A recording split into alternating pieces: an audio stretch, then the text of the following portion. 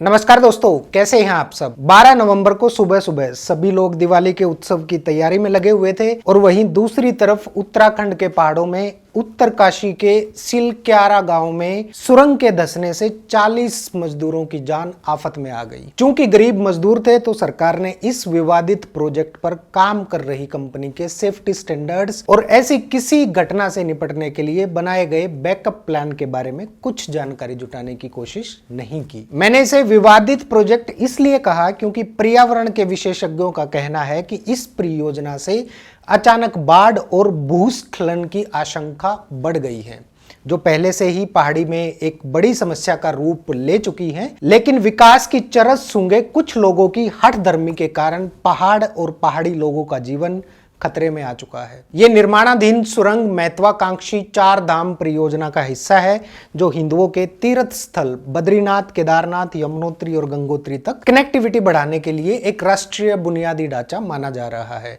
और Navyug engineering company limited इस परियोजना को बना रही है। इस टनल पर काम 2018 में शुरू हुआ था और इसी कंपनी के इंजीनियर्स का कहना है कि सुरंग में काम होने से थोड़ा पहले एक लैंडस्लाइड में उसी जगह पर नुकसान हुआ था जहां रविवार को भूस्खलन के कारण टनल का एक हिस्सा ढह गया।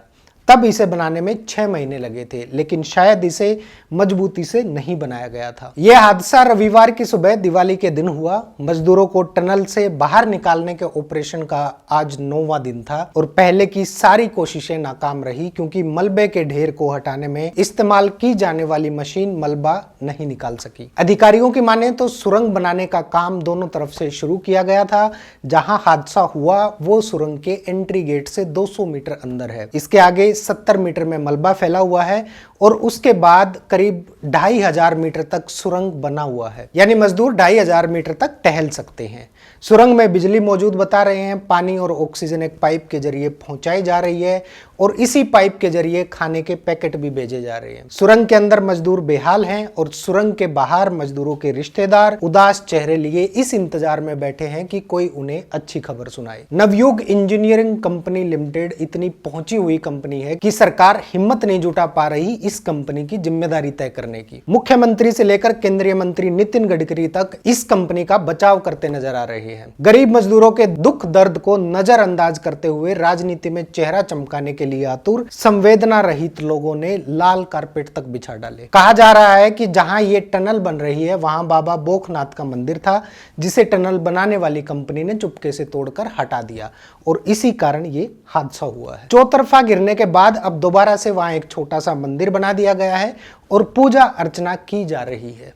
ये पहली बार नहीं हुआ है, बल्कि पहले भी विकास के नाम पर आस्था को अपमानित किया जाता रहा है। हालांकि बाबा बोखनाथ का कहर उन बेचारे गरीब मजदूरों पर नहीं बरसना चाहिए था, बल्कि परमिशन देने वाले अफसरों, ठेकेदारों और नेताओं पर बरसता तो उनको कम से कम सबक मिलता। केंद्रीय मंत्री नितिन गडकरी से जब पत्रकारों ने सवाल पूछे कि गरीब मजदूरों की जान के साथ खिलवाड़ करने के लिए कौन जिम्मेदार है, टनल के साथ एस्केप चैनल क्यों नहीं है, जब लंबी सुरंग के लिए एस्केप चैनल मैंडेटरी है, जरूरी है, कंपलसरी है, तो फिर क्यों नहीं बनाया गया, क्यों नजरअंदाज किया गया, इस घटना के लिए कौन जिम्मेदार है? इन सभी सवालों से मंत्री जी ने किनारा कर लिया, लेकिन मजाल जो निर्माता कंपनी को जिम्मेदार बता दे। एस्केप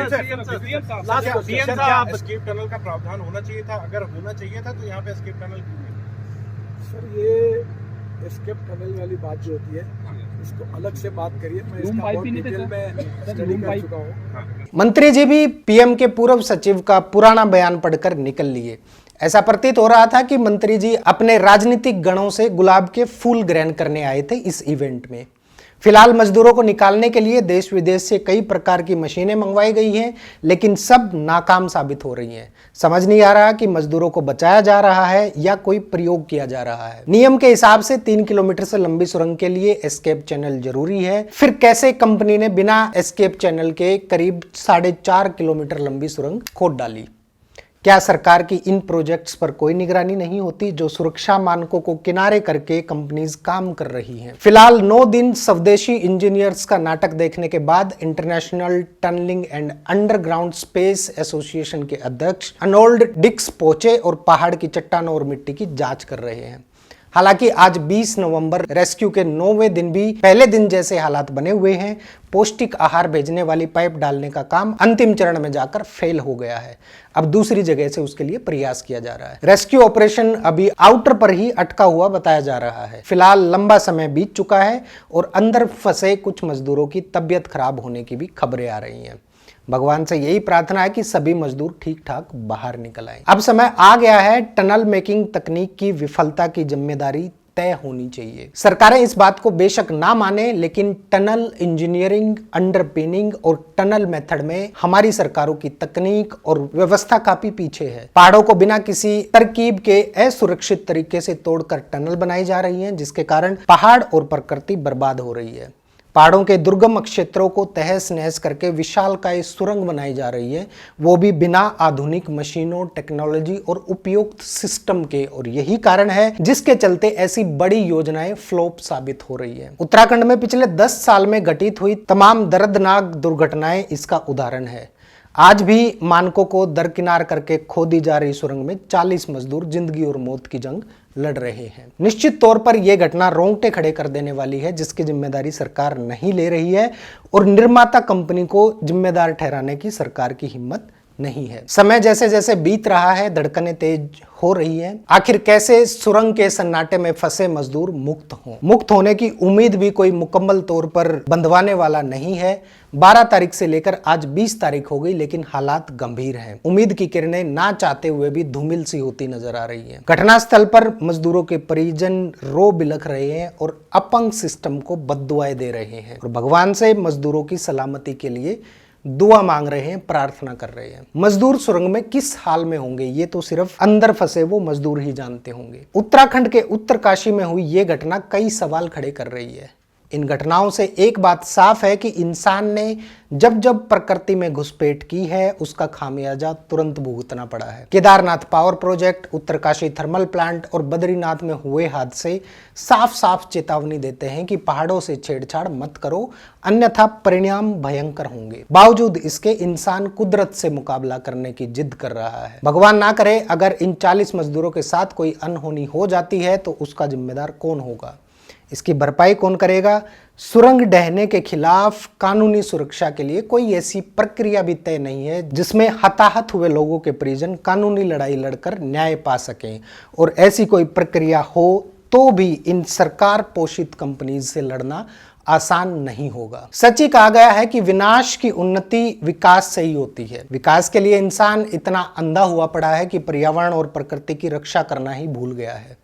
प्राकृतिक संरचनाएं मनुष्य या उसके द्वारा निर्मित मशीनों को कतई इजाजत नहीं देती कि वो उनका सीना बेवजह चीरे। ये बात किसी से छुपी नहीं है कि विकास की दौड़ में हम पर्यावरण के नियंत्रण को पूरी तरह भूल चुके हैं और इस कड़वी सच्चाई से वाकिफ होते हुए भी पढ़े लिखे इंजीनियर चुप रहते हैं। उन्हें पता होता है कि मैदानी क्षेत्र सुरंग बनाने में मदद करते हैं, लेकिन पहाड़ इसके बिल्कुल विपरीत होते हैं। बावजूद इसके पहाड़ों का दोहन किया जाता है। विदेश में जब भी किसी पहाड़ी क्षेत्र में किसी टनल का निर्माण किया जाता है, कोई सुरंग बनाई जाती है, तो सबसे पहले भूवैज्ञानिक से जांच कराई जाती है। कई जगहों की डिटेल्ड स्टडी की जाती है और होने वाले जोखिम का गहन विश्लेषण होता है।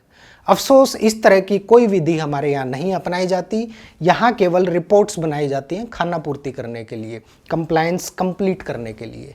हमारे इंजीनियर पहाड़ी क्षेत्र को समझने में भूल करते हैं या फिर समझना ही नहीं चाहते। कोई प्रॉपर तकनीक या संभावित खतरे को लेकर कोई विश्लेषण नहीं होता, जिसके कारण ऐसे हादसे होते हैं। फिलहाल ये घटना किसी दर्दनाक हादसे में तब्दील ना हो, सभी मजदूर सुरक्षित सुरंग से बाहर निकले, इसके लिए हर जरूरी प्रयास किया जाना चाहिए और यही मेरी भगवान से प्रार्थना है।